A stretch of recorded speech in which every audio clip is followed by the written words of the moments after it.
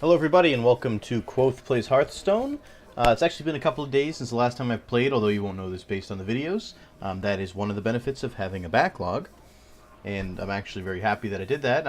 The one downside is I can't be as, spontaneous as many, streamers or recorders could, because they might be able to adjust on a day-to-day basis. Myself, if I'm operating on a week or 2 week backlog, then what you're seeing, based on today, is actually 2 weeks in the future or 3 weeks in the future, whatever it happens to be, and then what I'm doing now is, it's not necessarily going to be relevant in a couple of weeks. But that being said, I am going to try out something new today, and I hope you guys enjoy it.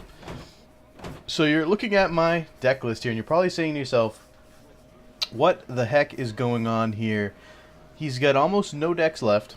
Only 3 decks are the same, and then there's one deck that I've never seen before in my life. So let me explain. So basically, all 3 of these decks are, at the top row here, are what I consider my best likelihood to win decks.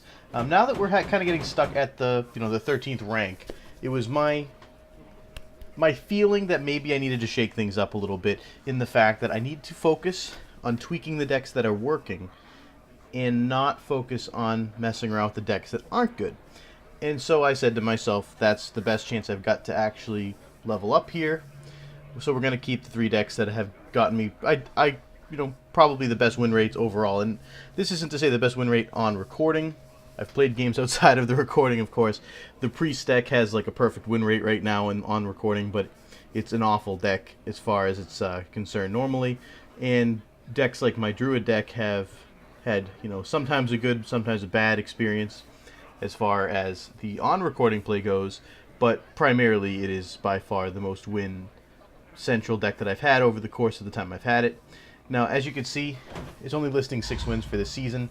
I haven't played any of the decks all that much this season off camera recently. I've played a lot of casual games, which doesn't show a counter, but as far as ranked is concerned, I've been trying to use, most of my ranked play on record. So that's why you're seeing a lot of these decks having low win counts. It's basically what we're looking at as to what we've actually done on camera. So, what does this mean? It means that we're probably going to be consistently using these decks. And you might see the Hunter there and see that as a surprise.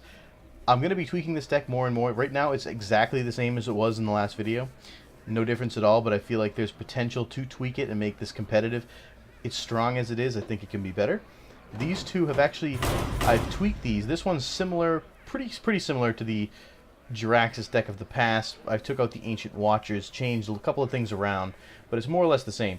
This deck, on the other hand, I've undergone quite a few changes. There's probably about 7 different cards in this deck than there was before, to kind of fit it and mold it to the current meta of what I see is working. I know I added Mark of the Wild in there, which is something that I've seen a lot of Druid decks use against me to a good amount of success. And I've never had it in my deck, but the +2/+2 or taunt seems to work. It seems like the flavor of the week is to not have Scenarius. I still do. I think that he's still a versatile card, but it's subject to interpretation. So you might be thinking to yourself, or what I might have, I guess I can admit that I was thinking to myself, well, isn't this going to make Hearthstone a little bit boring for the viewers, because they're going to see the same decks all the time? So in order to solve that problem, what I did was I decided that I would have kind of a deck of the week or deck of the show or whatever, and basically just go to hearthpond.com, find a deck that is super popular right now, and just try it out for like the first time, second time, something like that, on camera, see how it works out, give it a fair shake, and mix that in with my normal ranked play, and see if we can, hopefully not only rank up, but also have some interesting stuff for you guys. As we go, we can kind of discuss why these decks work, why they don't, the overall strategy of the decks, and if you're seeing them, again, how to kind of counter them. And I only know that to some extent with some of these newer decks, but some of them are a little old hat to me, so I can kind of go over a little bit. But in either case, I'm going to start with Jiraxxus. And as I said, Jiraxxus is not that much different than the one it was before. I added a few more taunts, changed the way it looks, and I'm kind of hoping to make it kind of a scenario where they have a lot of trouble getting to me, so that I can turn it around at the end of the game And essentially, it's kind of like a race to turn 9. I also added a Sense Demons, which is a card that allows you to pull demons from the deck. I only have a couple of demons, so there's a good chance that Jiraxis will be one of them. Not a guarantee versus Uther per se, but a good chance. I think I have like 3 demons in the deck, and I have one of them Jiraxis. So this deck is obviously mediocre to start, or this hand here. We're going to keep Mountain Giant, and we'll keep Sun Fury Protector. Ragnaros is horrible. That is an addition, and I think it's a good one in the way I'm playing this deck now, because we're kind of looking at a scenario where we're hopefully going to control the game better than normal, in which case Ragnaros is going to be a good late game play. I don't know how it's going to work out. That is a new addition and tweak that I've made. We're going to see how that functions. So we're playing a Paladin. Most Paladins are very generic in terms of the style that they play. It's either going to be a control Paladin deck, which is like 90% of Paladin decks, in which case they just try to summon minions with taunts and divine shields, things like that, until they eventually wear you out, which would actually synergize very well with what I've got going on, because I'm just waiting to the end of the game anyway. And I don't think any deck in the entire game can actually deal with late game Jiraxis, so I wouldn't be upset about that. The other thing that it could be is a rush deck of some type, which is rare, and it doesn't seem to be a rush deck based off what he's doing, but it could be. I've seen a couple decent Paladin deck rush decks. I've even seen a Murloc one, which doesn't seem practical, but weirdly worked okay. So you can be creative, and that's the one thing I do want to stress. You can create both a rush and a control Warlock deck. It's completely feasible. You can create a control Hunter deck if you really want to. It's not going to be as good per se as, you know, a Paladin control deck or a Priest control deck, because they're more designed for it. But you can do it.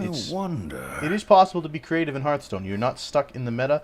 I've seen certain decks be considered the deck. You know, this is the only way to play this, and then people turn it on their head. For a long time, Warlock was pretty much just Murloc, and I've started to see quite a few different things, including the Zoolock deck that I just recently made off of Hearthstone. So things change, and they do it all the time. And I think that's one of the things that you just kind of have to take in stride here. So we're going to play Voidwalker just to get something on the board. And I'm going to life tap again. And we're going to get another Mountain Giant. So we're kind of building up those a little bit here. Now, the reason I still have Sun Fury Protector in my deck, and I consider taking her out, and I might take out one of the 2 of them, is because even though I have a lot more taunt minions like Voidwalker, it still allows me to taunt up my Mountain Giants and gives me a better chance of being able to do it in the same turn. And same with Molten Giants. So hopefully that'll work out for us here.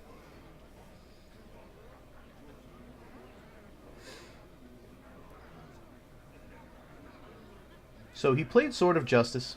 This synergizes extremely well with his hero power. He's going to use it, you know, you can attack with it. I think that it's a poor decision in general to do so. As you can see, any minion you summon, it just loses a durability, and you get a +1/+1 buff on that minion. In my opinion, better to have a 2/2 Silverhand Recruit than attack for 1 damage. So usually, or at least in general, I found that it tends to be a good idea to... So many possibilities. A good idea to hold on to them. So I'm trying to think of what the best call will be here. And I'm thinking that it may be in my best interest to Shadow Bolt, which is going to leave us with 1 mana. But I'll still be able to summon Mountain Giant next turn if I do this.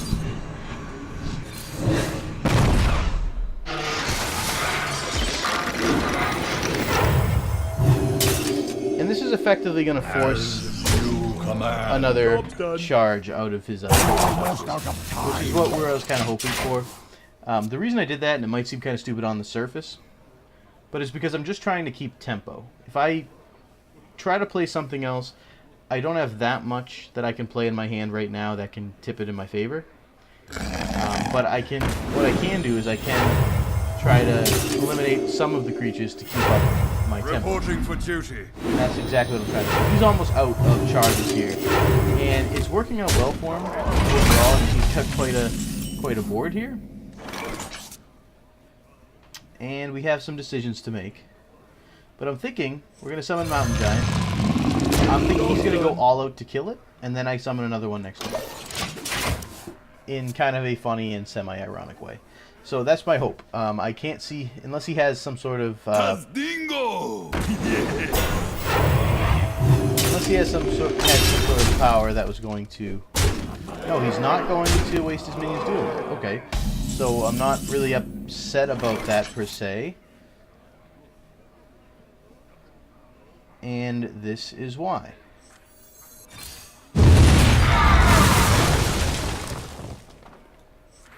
Alright.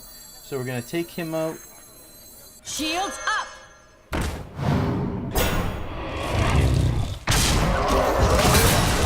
And kill him. We're going to leave him with 1 health. The people are probably going to be like, well, now he's pretty easy to kill. Well, you do need either a weapon or a charge minion or consecration to do that.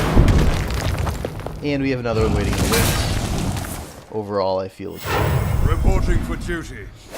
So now, I think even though it took us a lot of life to do so, and I say this hesitantly, I think that we've kind of taken back control of what we're doing. So I'm going to summon Molten Giant. I'm going to make a second Molten Giant. I got this. And now I'm going to see how he reacts to this, because he used Consecration. It's possible he has an Equality Consecration combo in his hand still, which is the best combo of the Paladin deck, in my opinion. Second to possibly... Actually, maybe the best combo might be Equality Mancer, which is the Equality Wild Pyromancer combination. The way that works, you play that card, essentially. And Equality sets everybody's health to 1. Then Wild Pyromancer's active activates, which does 1 damage to every party on the board. And therefore is like a complete board clear for like 5 mana. Or 4 mana, rather. Silver Champion. So...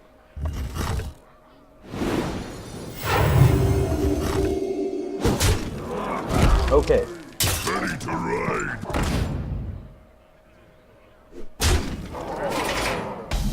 Okay, interesting strategy. Not the greatest strategy. But there's no way for him to know that. So... Let's see, what would the best move here be? Obviously Ragnaros is not that move. We can... I wonder. Because one way or the other he's going to try to attack us next turn, which means that we probably should lay down a taunt. Which would make Sunwalker our best move. Truth is my shield.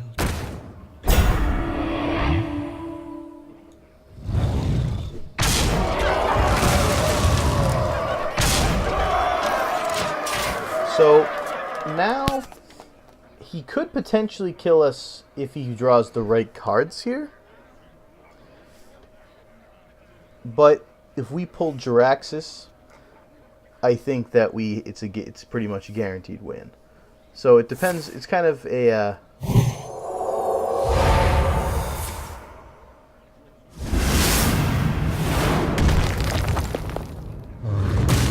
Alright, so a pretty solid move, pretty standard. Reporting for duty. And that makes sense. I kind of imagine that he would do something along those lines. So, not as worried as I could be about this, because I think this is still doable. We have 9 mana to work with, so let's see what we can do with that. We're going to... So many possibilities. Alright, so this may seem like a waste, but I want to keep myself alive as long as possible. We're going to give ourselves 6 health from that. My eyes are open. Then we're going to give him 3 more health, which means that... Oh, that did not work. Okay. That's because his health wasn't decreased. So I should have done that on myself. His health didn't actually decrease as a result of it. Well, his health decreased. He did not lose health, so I could not heal him back. So that was actually a kind of a mind melt there. I could have been up to 9 health here, and I'm now.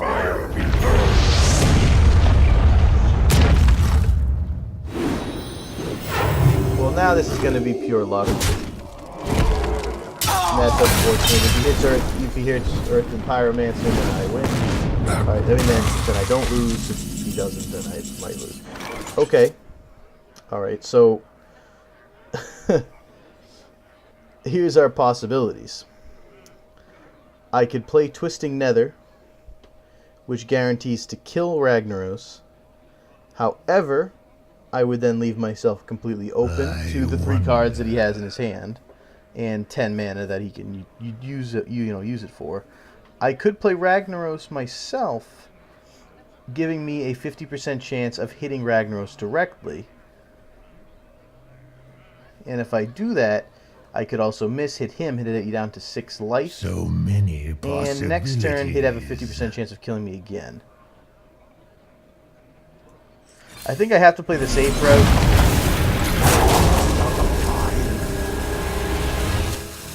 And I'm not gonna take the card.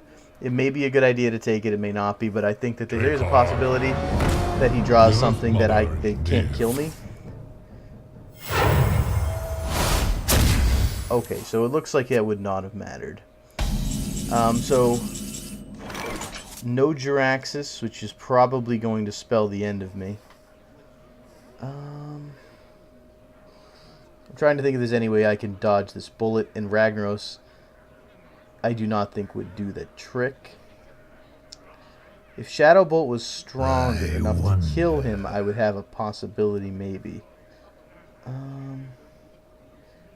Yeah, this is, no matter what happens here, I'm going to lose. So I'm just gonna tap just to see if I could pull anything out here. I can't think of any way I don't die, so it may not be worth it to even try here. Shadow Bolt's not going to do anything. Power Overwhelming. I don't have any taunts, so I've kind of come to a point where I have no way to win. So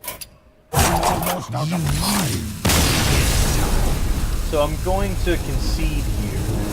But the lesson that I do take out of it is that despite the fact that somehow I was unlucky enough in the entirety of that match to not draw either Sense Demons or Jiraxis, I lasted a long time despite massive early game damage and was able to put a lot of pretty dangerous things on the board. So I do believe that that is still a viable deck. It may take a little more tweaking. I'll play it a few more times, but we'll see how it goes. Now, that being said, we're going to try out Zoolock. And Zoolock is the deck that I've recently pulled from Hearthstone. And we're going to play this in casual. I have no idea how to play this deck. Supposedly this is the deck with no counter. That's what people say. Essentially, the concept of Zoolock is, from what I've been told, it's a concept that has basically been pulled from Magic the Gathering Zoo decks, where basically you're putting out these little minions that build upon each other to overwhelm the other person as quickly as possible for as little mana as possible. So what this functionally means for us is that we're going to be summoning as many creatures as we can, as quickly as we can, I will fight with and honor. hope that he just cannot Soul keep shall up. be mine.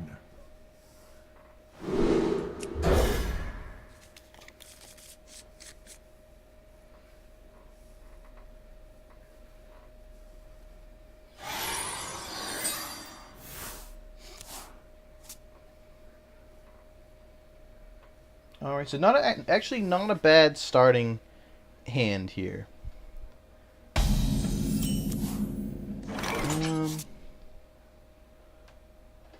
So I'm going to start with Voidwalker.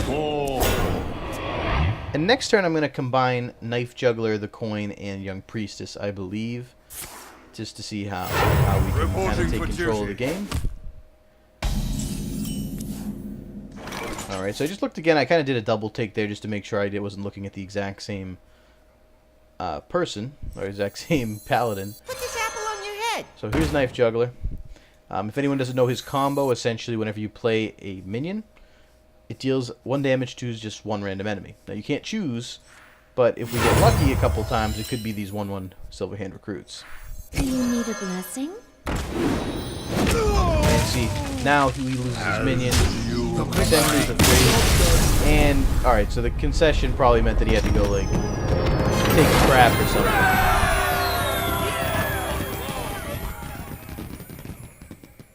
So we're just gonna roll it again and see if we can't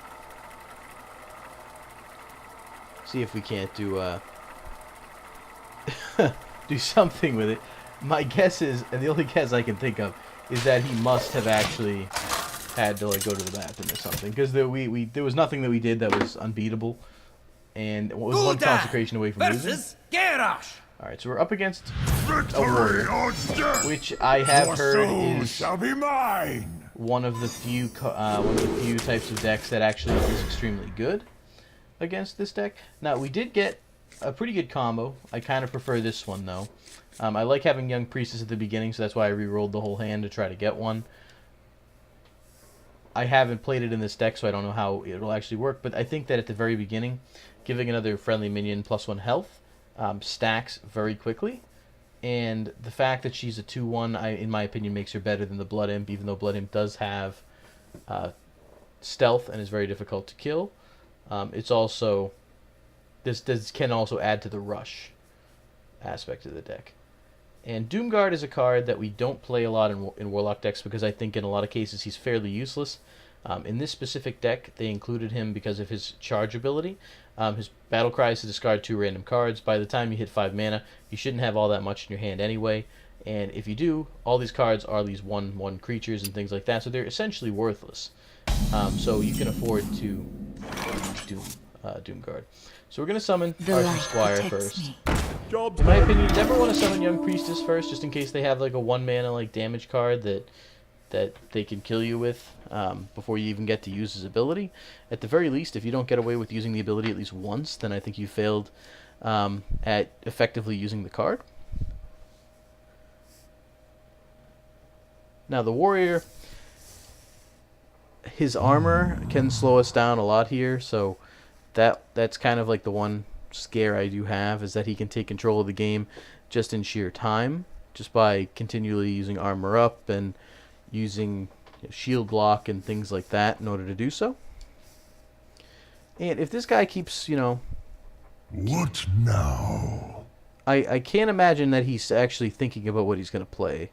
Your soul shall suffer. So I'm just going to threaten him and see if he, is willing to simply play a damn card, because it's been extremely long and there's no way he has this many 1/1 cards left in his hand. I must choose. Maybe he stepped away from the keyboard or something like that. At the very least, this will get consecutively shorter if he continues to not take any action.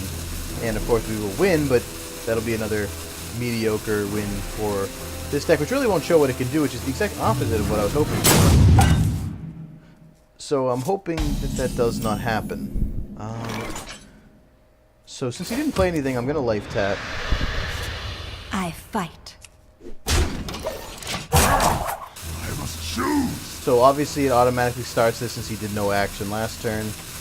If he's there, and I hope he is, he'll play something. He might have just been difficult last turn. But if he actually is AFK, I'm going to be very disappointed, because I want to actually play this deck. And if the guy walked away to like make some toast or something, then it's not going to be very fun for anybody to watch.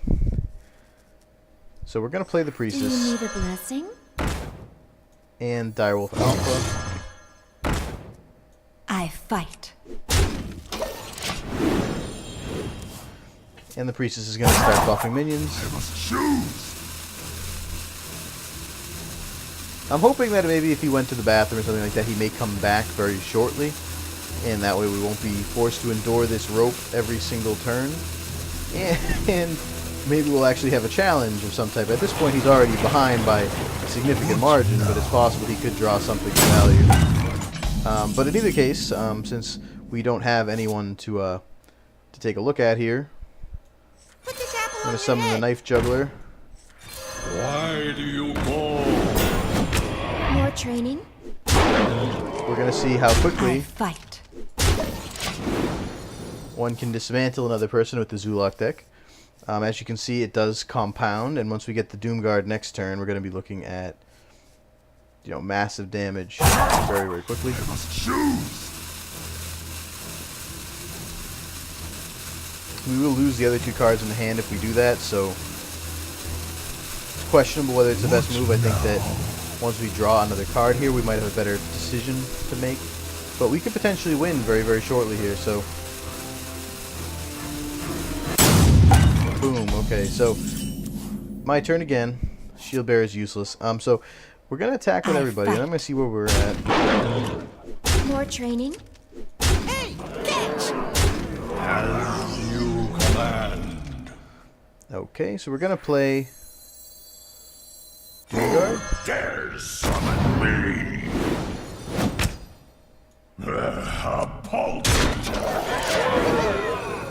And we literally came within 1 of actually killing him on that turn, which is pretty impressive for turn 5. Although, to be fair, he's not killing any of our minions, so it doesn't... it does feel a little dirty, as far as that's concerned. He is apparently here, because it didn't go through the rope yet. Or maybe he isn't. Maybe it just lagged.